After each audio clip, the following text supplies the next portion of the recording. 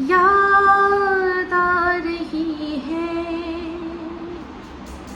तेरी याद आ रही है याद आ रही है तेरी याद आ रही है याद आने से तेरे जाने से तरबूज खा रही है याद आ रही है तेरी याद आ रही है।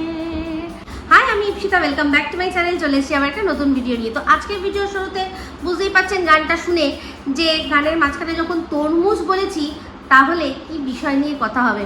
ভিডিও দেখলাম, টিনের ভিডিও দেখলাম, টিনের মায়ের ভিডিও দেখলাম, আর দেখলাম যে কতটা মিস করছে ওরা বৌদিকে, মানে টিনের বৌদিকে আর টিনের মা তার বৌমাকে। তো যাই হোক, একটা জিনিস দেখলাম যে এরা দুজন মানে মিস করুক বা মিস করার নাটক করুক, এই যে বৌদির যে বর মানে সোনা, সোনা কিন্তু এক ফোঁটাও তার বউকে মিস করছে না। অ্যাকচুয়ালি আমাদের অমাবস্যা দেবী মানে একজন দারুণ তুখর শাশুড়ি, তুখর শাশুড়ি, মেয়ের মা হিসেবে জামাইদের কাছেও তুখর শাশুড়ি, আবার ছেলের মা হয়ে বৌমার কাছে, বৌমার ফ্যামিলির কাছেও কিন্তু তুখর শাশুড়ি, তাই না?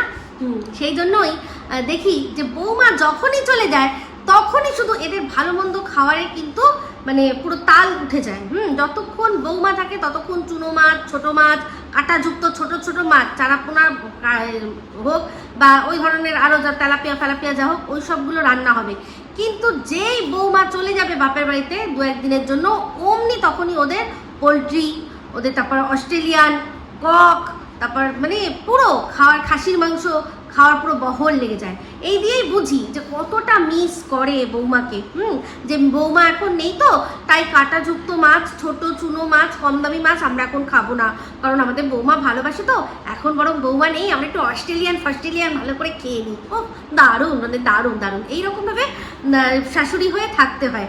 সব বৌমার চোখেও ভালো, বৌমা দেখছে যে হ্যাঁ সত্যি তো আমার শাশুড়ি তো আমি নেই তাই জন্য চুনো মাছ রান্না করছে না, আমি গেলে আবার চুনো মাছ রান্না করবে। এইগুলো সুন্দর করে মাথার মধ্যে ফিট করতে হয়, এইসবগুলো সুন্দর করে মানুষকে বোঝাতে হয়। তো যাই হোক, একটা কমেন্ট, যে কমেন্টটা নিয়ে কিছু কথা না বললেই নয়। তো মনে আছে আগের দিন যখন সন্দীপদের নিয়ে একটা ভিডিও করেছিলাম, সেখানে আমি একটা কমেন্ট পড়ে শুনেছিলাম, যেখানে আমাকে প্রশ্ন করা হয়েছিল যে এই যে আলু ঝাল আলু খেলে কষ্ট হবে না তো, বাচ্চাটা ঝাল লাগবে না তো, সেটা যখন আমি উত্তর দিয়েছি তার এগেনস্টে আবারও তিনি নানান প্রশ্ন করেছেন। ওনাকে বারবারই বলছি যে আপনি যথা জায়গায় গিয়ে প্রশ্নটা করুন, আপনার মানে প্রশ্নটা ঠিক আছে কিন্তু জায়গাটা ঠিক নেই। এই প্রশ্নটা আমাকে না করে সন্দীপের যে পাতানো দিদি, তাকে গিয়ে প্রশ্নটা করুন, সেই সদুত্তর দিতে পারবে। কারণ সে নিজের মুখে, নিজের ভিডিওর মধ্যে, নিজের লাইভের মধ্যে 10 বার বলেছে যে হ্যাঁ সন্দীপকে তো আমি বুদ্ধি দিতাম, সন্দীপকে তো আমি অ্যাডভাইস দিতাম, তাহলে তার কাছে গিয়ে জিজ্ঞাসা করুন যে কেন এইগুলো কেটে দেওয়া হলো না। তো এই সংক্রান্ত আমাদের আবার এখানে আমাদের একজন ভালোবাসার মানুষ, তিনিও খুব সুন্দর করে কমেন্টটা করেছেন। তো সেখানে উনি বলেছেন যে এই যে ভিডিওটা যেখানে এই আওয়াজটা শোনা গেছে বা কথাটা শোনা গেছে, এটা তো আজকের নয়, তাহলে তখন কেন এই জিনিসটা নিয়ে কথা উঠলো না, তাই তো? তখন কেন উঠলো না? তখন এখন যিনি 1 মাস আগে এই ফুচকা খাওয়ার ফুটেজটা খুঁজে পেয়েছেন, তিনি কি এখনই পেয়েছেন না তখন পেয়েছিলেন, কিন্তু কোনো কারণে, কোনো চাপে পড়ে তিনি তখন সেটা আর কি আমাদের সামনে আনতে পারেননি। আর যেই চ্যানেল থেকে এটা এখন 1 মাস আগে বেরিয়েছে, তার সাথে কিন্তু পাতানো দিদির খুব ভালো সম্পর্ক, খুবই ভালো সম্পর্ক।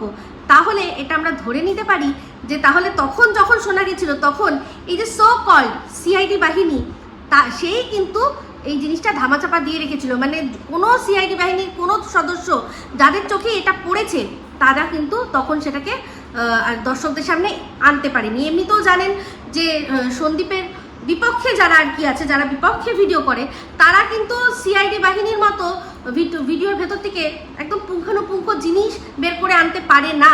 তাই জন্যই তো তারা রাগের মাথায় সিআইডি বাহিনীর নাম দিয়েছিল কি ছিছিআইডি বাহিনী।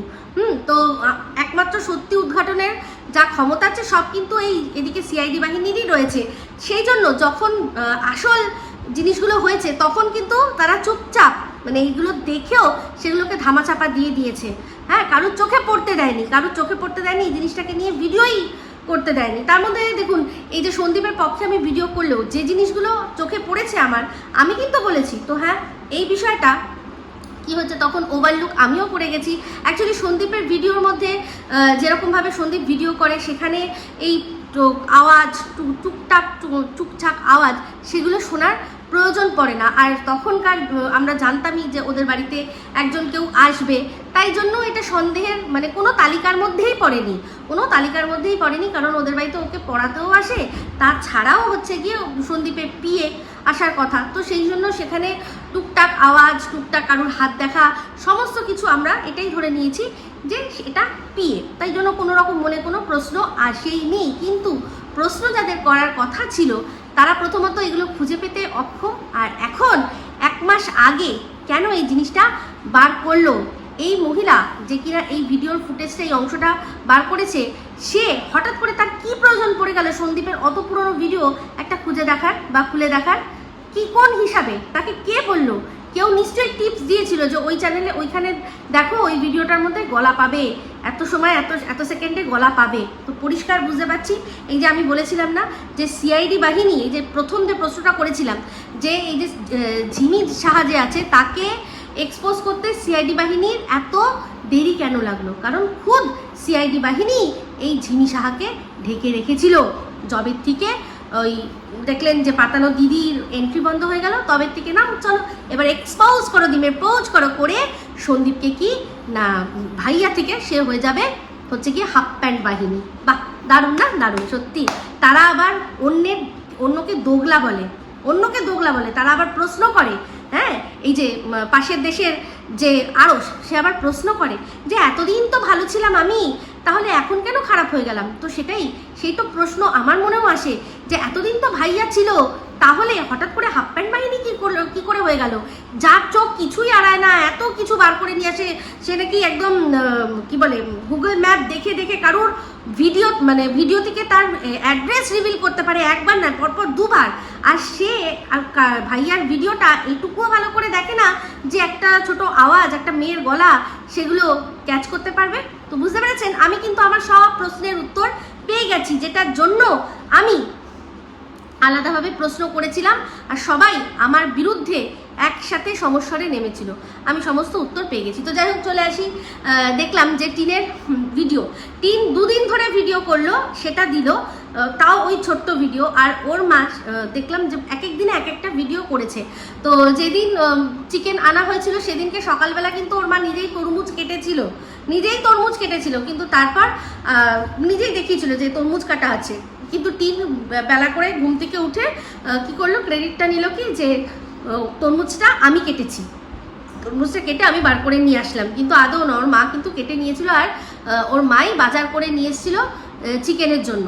তো যাই হোক, চিকেন রান্না হলো। টিন বলছিল যখন যে মা এটার কি দাম বেশি, দেখলাম ওর মার মুখ পুরো মানে চোয়াল শক্ত, মনে হয় ভেবেছিল নিজের ভিডিওর মধ্যে ভালো করে মাংসটা যে কষানো হচ্ছে, রান্না করা হচ্ছে, তার এই মানে ফার্স্ট লুকটা সে রিভিল করবে। তো দেখলাম মেয়ে আগেই এসে ক্যামেরা ধরেছে, ঘুম থেকে সবচেয়ে দেরি করে উঠে সবার আগে ক্যামেরা ধরে যেগুলো মেন জিনিস ঘরে সেগুলো দেখিয়ে দিল। তো যখন ওর মা আগের দিন ছাদে গেল, গিয়ে ফুল চাঁদ তারা, তারপর ওয়েদার রিপোর্ট সব দেওয়ার পর বলছিল যে মেয়ে এখনও ঘুম থেকে ওঠেনি, মেয়ে ঘরে রয়েছে, নিচে রয়েছে। তো তখন দেখলাম যে টিনের একটা ফোন বাজলো। তখন কিন্তু একটা ভালো করে যদি শোনেন তাহলে দেখবেন যে একটা রিং হচ্ছে, আর সেটা পুরো বোঝা যাচ্ছে আইফোনেরই রিংটোন। ও সেরকমই দেখছিলাম যে ফোনের রিং হচ্ছিল, তারপরেই দেখলাম যে বুঝলাম যে ও ফোনটা ধরলো। তো ওপরে ওর মায়ের সব কাজ হয়ে গেছে, হয়ে তারপর নিচে নামবে, তখন মেয়ে উঠলো, তাও কি একটা ফোনের আওয়াজে। তো সেই ফোনেই হয়তো ওকে কোনো রকম মানে কাজ দেওয়া হয়েছে, বিশেষ করে আমার তো মন বলছে যে সেটা হয়তো ওই প্রমোশন ভিডিওরই কাজ। তো প্রমোশনের ভিডিওর জন্য আবার যে যাই হোক মনোমালিন্য সেগুলো সব সরিয়ে দিয়ে প্রফেশনালি কাজ করতে হবে, আমার মনে হচ্ছে সেই জিনিসটা আবার ঠিকঠাক হয়েছে। আবার সেটা ঠিক হয়েছে যে সম্পর্ক ভেতরে যাই থাক না থাক, কিন্তু যেহেতু প্রমোশনাল ভিডিও, সেগুলো তো ইনকামের ব্যাপার, সেগুলো তো কাজটা একজন ধরে আর একজন করে। তো সেই কাজটাই মনে হয় দিচ্ছিল, কারণ তার পরের দিন ভিডিও দেখলাম টিন ওর মা বলছিল যে একটা ভিডিও করতে হবে, শ্যুট করতে হবে, আর সেটা মনে হয় কোনো লিপস্টিকের শ্যুট করতে হবে। তো আমার মনে হয় ওই লিপস্টিকের শ্যুটটার জন্যই কোনো রকম কোনো ইনস্ট্রাকশন বা কিছু উঠেছিল, পেয়েছিল, সেটা শোনার জন্যই সেটা ধরেই ফোনটা ধরে মেয়ে উঠলো। তাহলে বুঝুন যে লাইফটা কীরকম ধরনের। এখন শুধুমাত্র এই ভিডিও করতে হবে আর প্রমোশনাল অ্যাডগুলো করতে হবে, আর এখন টুকটাক যা আছে কি যেন বলে, অর্ডার আসছে, সেগুলোই শুধু করতে হবে। বাদবাকি সারাটা সময় শুধু ঘুম ঘুম আর ঘুম। এটা একটা কোনো মানুষের লাইফ হতে পারে? কোনো লাইফ হতে পারে? যাই হোক, তো ওদের বাড়িতে দেখলাম যে তরমুজ খুব খাওয়া হচ্ছে। তো আরেকটা কথা বললো যে দুপুরবেলা খাওয়া দাওয়ার পর রেস্ট নিয়ে বললো বিকেলবেলা নাকি অনেকক্ষণ গল্প হবে, অনেক গল্প হবে, পাশাপাশি যারা রয়েছে তারা সব আসবে, এরকম একটা কথা বললো। আর তার সাথে সাথে বললো যে মা এখন কি করতে গেছে না, সন্ধ্যেবেলায় কালার করতে গেছে, কালার করবে, আর কালার করার পর যেহেতু শ্যাম্পু করেছে ঠান্ডা লেগেছে, তাই জন্য বললো একটু চা কর।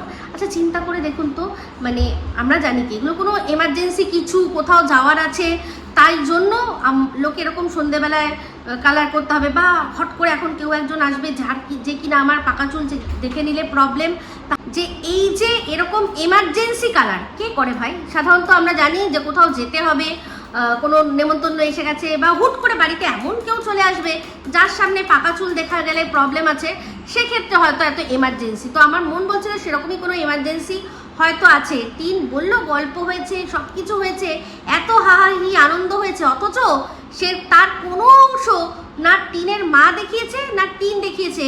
তাতেই কিন্তু ডাউট হতা হয় যে এমন কে এসছে, এমন কার সাথে গল্প আছে যেটা কিনা দেখানো যাবে না, ক্যামেরায় দেখানো যাবে না। তো যাই হোক, আশা করি আমার মতো আপনারাও, আমি যা ভাবছি আপনারাও তাই ভাবছেন। বক বক বক বক বকুম বকুম পায়রা গুলি রকম সকম দেখে, তো এরকম বক বক বকুম হয়তো গল্প হয়েছে কিছু, সেই জন্য সেগুলো আমাদের সাথে শেয়ার করা যায়নি। টিন একদম সন্ধ্যেবেলায় বসেছে, গল্পের আসরে বসেছে একদম রাত করে, 11:30 নাকি বেজে গেছে, তারপরে ওদের গল্প শেষ হয়েছে। তো এর আগে আমরা কোনোদিনও কি ওদেরকে 11:30 12টায় ডিনার করতে দেখিনি, কিন্তু ওই যে কালকে শেয়ার করা যাবে না, নিশ্চয়ই এমনই গল্প ছিল যে সেগুলো শেয়ার করা যাবে না। রাতের রান্নাটুকুও শেয়ার করা যাবে না। ওই যে দুপুরবেলা কষিয়ে কক হয়েছিল না রান্না, তো সেইগুলোর মধ্যেই হয়তো কিছু ছিল, সেটাই দুপুরবেলা খাওয়া, রাতের বেলাও খাওয়া হয়েছে। ওরা তো জানেন একটু রুটি খেতে ভালোবাসে, তো কক, তার সাথে রুটি, আহা, তার সাথে একটু কোল্ড ড্রিঙ্কস। এই গরমে কোল্ড ড্রিঙ্কস ছাড়া তো একদম চলে না। বিশাল কোল্ড ড্রিঙ্কস খাওয়া হয়েছে। বুঝলাম টিন যখন পরের দিন সকালবেলা ঘুম থেকে উঠলো, একদম চোখ মুখ পুরো ফ্রেশ লাগছিল, মনে হচ্ছিল বাহ সুন্দর ঘুমটা ঘুমিয়েছে। ঘুমিয়ে উঠে সুন্দর করে আবার ক্যামেরা আমাদের সামনে আসলো। তো তারপর বললো ও চলে যাবে, ওখানে এসে টুকটাক কিছু কাজবাজ করেছে। ওই যে বললো যে কিছু পার্সেল ওকে আবার পাঠাতে হবে, কিছু অর্ডার এসছে, সেগুলো দিল। তারপরেই আবার বিকেলবেলা দেখলাম যে 1 প্লেট পকোড়া নিয়ে বসেছে। আর ওই যে পকোড়া, সেই পকোড়াটা কোনো রকমভাবেই কোনো প্রফেশনাল দোকানের নয়। ওই সাইজের পকোড়া সাধারণত কোনো হোটেল, কোনো ছোট রেস্টুরেন্ট বা কোনো রকমভাবে, মানে এমনকি বিয়ে বাড়িতে পর্যন্ত অত ছোট পকোড়া সাইজ দেয় না। এটা একদম নিজেই বাড়িতে ভাজা বা নিজেই করে হয়তো রাত্রে দেখুন কোল্ড ড্রিঙ্কসের সাথে খাবে, বললো যে এটাই হচ্ছে এখন আমার খাবার। তো যাই হোক, বুঝতেই পারছি কোল্ড ড্রিঙ্কসটা তো একটা মানুষের নেশার মতো হয়ে যায় না, তো সেরকম আবারও কোল্ড ড্রিঙ্কস খাওয়ার জন্যই কিন্তু শুধুমাত্র ওর পকোড়াটা ছিল। তো আপনারা অনেকেই কমেন্ট করেছেন দেখলাম ওখানে, যে তরমুজের কথা যখন বৌদির জন্য বললি, তোর মনে নেই যে তোর ছেলেও কিন্তু তরমুজ খেতে খুব ভালোবাসে। তো বলছিল যখন তরমুজের কথা যে আমার বৌদি খুব তরমুজ খেতে ভালোবাসে, ওকে যা দাও, ওকে তরমুজের জুস করে দাও, এমনি কেটে দাও, ও খেয়ে নেবে। হ্যাঁ, আমাদের সোনা বাবাও কিন্তু তরমুজের জুস, তরমুজ খেতে খুব ভালোবাসে।